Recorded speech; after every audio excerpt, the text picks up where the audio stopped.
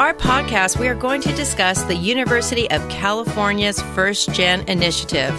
We are fortunate to have Gwen Benner here with us. Gwen Benner is the Assistant Vice Provost to Student Success at University of California, Santa Cruz. She has worked for over 20 years in program management, strategic planning, attuned to the needs of diverse learners to help cultivate a great learning experience in higher education. She is part of the new UC campus-wide FIRST Initiative program known as First Gen Initiative. Welcome to the show, Gwen. Thank you. I'm delighted to share some thoughts. Great. So can you tell our listeners a little bit more about the First Gen Initiative? Sure. 42% of our undergrad student population are the first in their families to attend college. This is a significant population on our campuses. The First Gen Initiative was initially started by Professor Anita Casavantes Bradford at UC Irvine. The goals of the program are to raise awareness, foster a campus climate that welcomes our first-generation students, acknowledging that they have challenges to overcome, and ensuring that their academic success. We provide them with information and encouragement, community, and also work closely with faculty to ensure that their classrooms are inclusive. The program is supported by the UC Office of the President, and it exists system-wide. At UC Santa Cruz, we launched our program in spring of 2017. We focused first on faculty, and then because staff and graduate students and our undergrads and even alumni said, "What about us?" the program was expanded last year. This year, we're looking forward to deepening our offerings and actually got a grant recently to do more work. Yeah, I was so excited when I first heard about it, and then when it became system-wide, I got even more excited because it's such an important thing. Because the UC system has great success with first-gen students for many years who come from families who have parents that have not earned a bachelor's degree. I believe it's 80% of students who are first-gen graduates within 6 years at the UC system. And so let us know, what are the factors that contribute to assisting first-gen students to graduate in such record numbers in the UC system? There are so many ways that the UC campuses support not just our first-gen students, but all of our students, including our non-resident and international and transfer students. We have affinity groups, student orgs, tutoring, lending libraries, workshops, events, fall welcome, resource fairs. And actually, it can be overwhelming for a new student to figure out where to start and how to get plugged in and what to focus on. One of the things I wanted to draw your attention to is our website. We have on there student resources. This was created by first-gen students and for first-gen students. Our website at firstgen.ucsc.edu includes 5 top tips that they say will ensure a student's successful once they get here, including staying connected and staying healthy. Yeah, so at achieve.universityofcalifornia.edu, there's also so many great stories of first-gen students at various UC systems, but there's also on the site about a pledge. Can you talk a little bit more about that? Yeah, 2 out of 3 California students who apply actually were accepted last year. We have a growing international student population, and here at UC Santa Cruz, we also have an increasing number of transfer students. I believe that if you get into the UC, it's our responsibility to support your success and graduation. At Santa Cruz, we're working to break down the barriers to historically underserved, low-income, and first-gen students. And our goal is to reduce the achievement gap and increase the graduation rates, as you indicated. We have a number of ongoing programs that do this work, including EOP, ACE, MESA, STEM diversity, even our advising community. There's too many to name, really. And in our campus, it's a collaborative approach. Our goal is to simplify and translate to the student what it takes to be successful once you're here. Yeah, so, and the nice thing is that you guys don't stop at just at achieve.universityofcalifornia.edu. You're really pushing the envelope when you use the hashtag #FirstGen. So I see, you have YouTube videos, and the #FirstGen hashtag, if you just put that on Twitter or Instagram, you're going to be open up to a huge community of great people. And I love how you guys not only link professors with students and students with students, but you also have linked together with other amazing programs like Better Make Room, Jack Can't Cook, and I'm First, other organizations that are also linked on your website. And I think that's great because for paying for college, there's a big fear for a lot of students, especially first gens. And since university costs keep on going up, the need of financial aid goes up as well. What advice do you have for our first gen students who have the fears for paying for college? Yeah, it's a big ticket item. I grant you that. 75% of our UC students, however, pay less than full tuition, and 57% pay no tuition at all. And attending the UC, we know from the research that completing your bachelor's degree will typically result in an increase in earnings of $10,000 or more. That's over a high school diploma only. So while it's not always the case, we've evidenced that getting a college degree at a UC can have an incredible positive impact and improve your social mobility.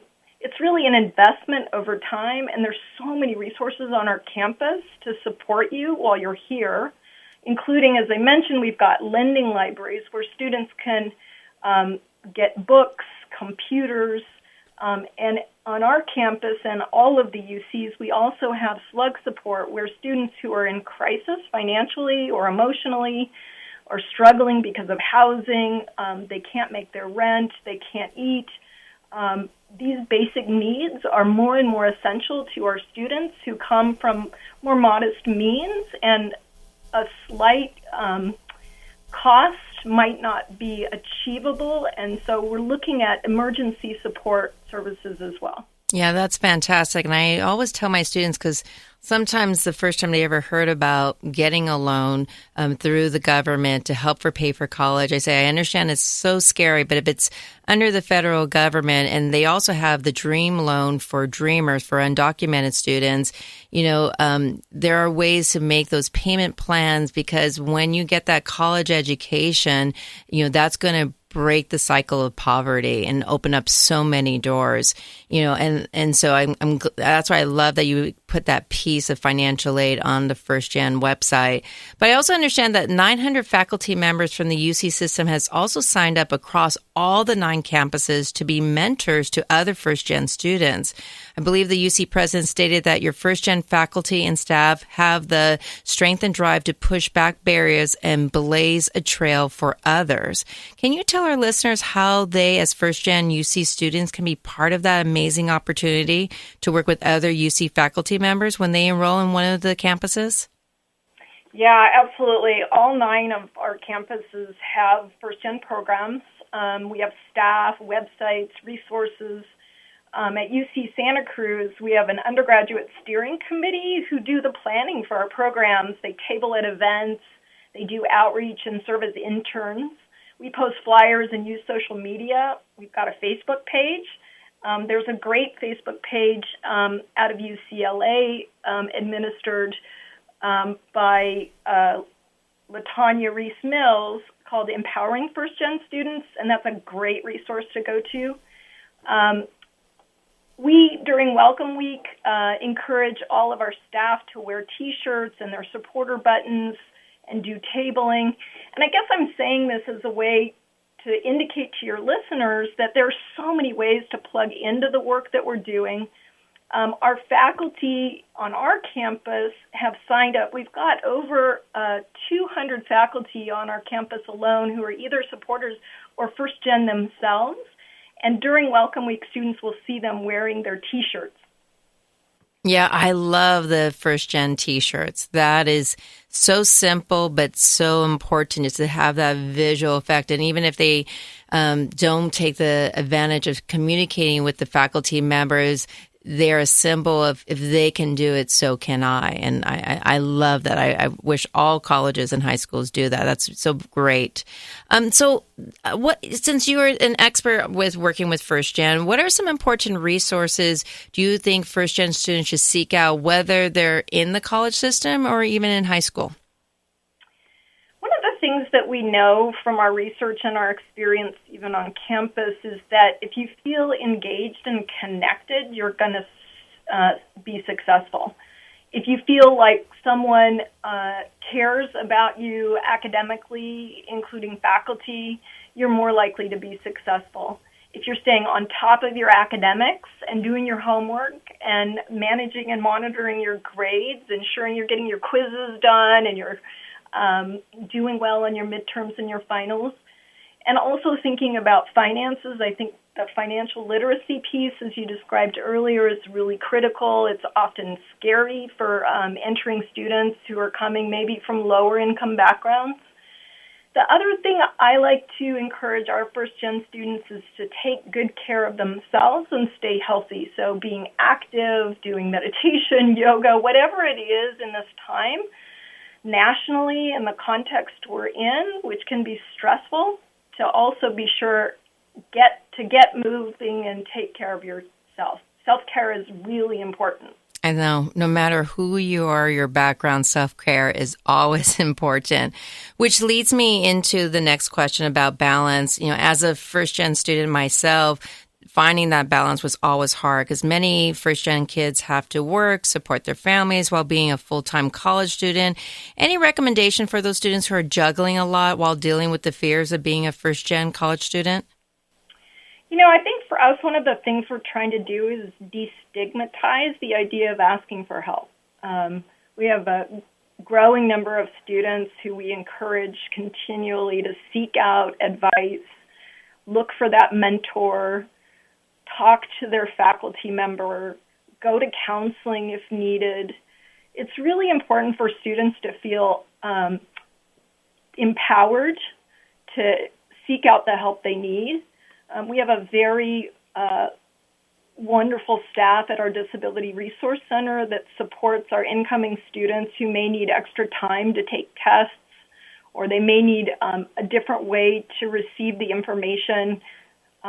So we're looking at what we can do to ensure the students are successful and meeting them where they're at.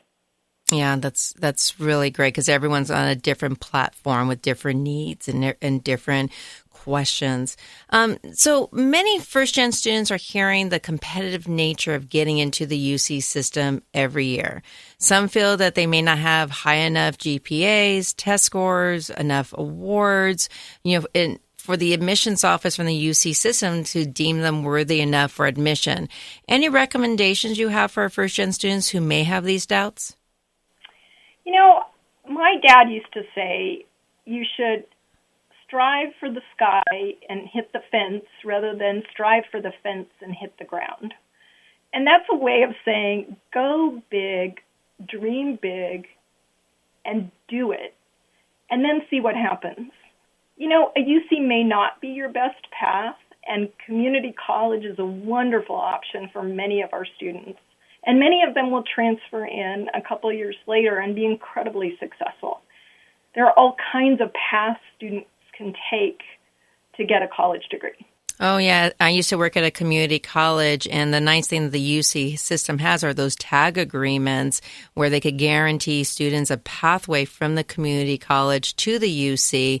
And I tell all my students in this country, there's so many opportunities. It's just a matter of you being willing to knock on that door to open that opportunity for yourself. And the beautiful thing about First Gen, you reinforce to all the students, you are not alone in this process. Absolutely.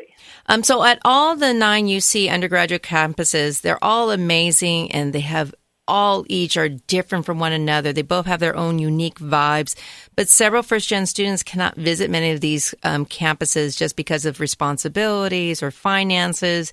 Any recommendations for those students who cannot visit a UC campus, how they can learn more about them and understand not only the wonderful academic programs, but the culture and the support that each campus delivers?